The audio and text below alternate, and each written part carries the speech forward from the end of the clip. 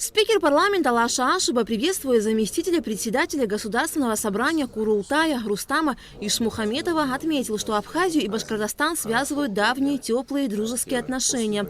Лаша Ашуба выразил уверенность, что в ходе встречи удастся обсудить множество вопросов совместной работы. Знаем, что вы первый раз у нас, мы очень рады таким гостям. В Абхазии с глубоким уважением относятся к республике Башкортостан.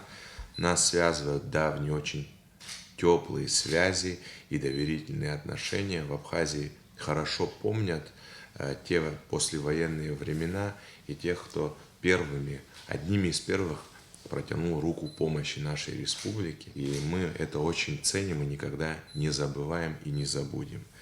Сегодня, благо, наступили мирные времена, мы начинаем развивать наши связи дальнейшие.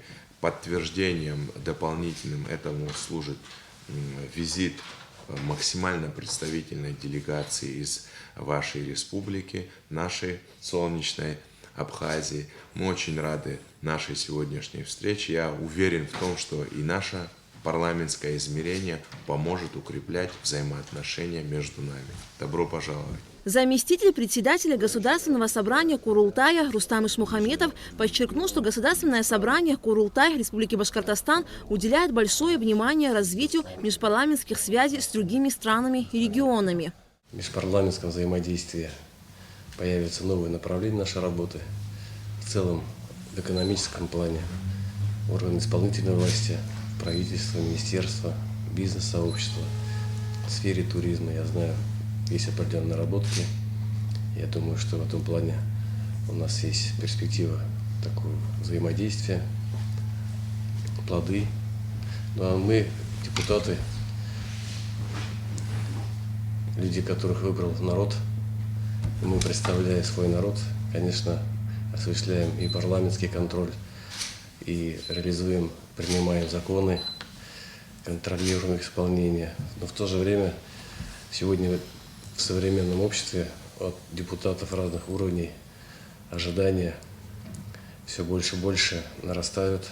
То есть это не только законопроектная работа, как в традиционном плане, но и такое выполняем определенную дипломатическую миссию, выезжая в другие регионы, другие страны. Для нас интересно это и туристическое направление, потому что понятно, что в связи с санкциями есть ограничения по выездам в другие зарубежные страны.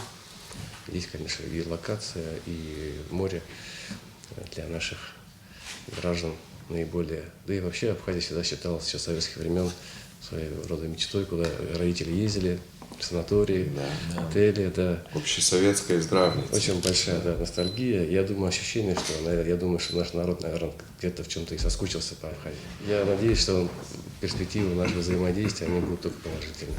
Далее встреча прошла без участия СМИ. Тем временем министр просвещения Инал Габлия принял министра образования и науки Республики Башкортостан Айбулата Хажина. В ходе встречи стороны обсудили подписание соглашения о сотрудничестве между колледжами двух республик. Я думаю, что наше знакомство, наше сотрудничество будет только продолжаться, развиваться, и ваш визит – это мое свидетельство. Поэтому мы сегодня готовы обсудить самый широкий круг вопросов, посетим объекты, которые могут быть потенциально использованы для детского отдыха, оздоровительного отдыха.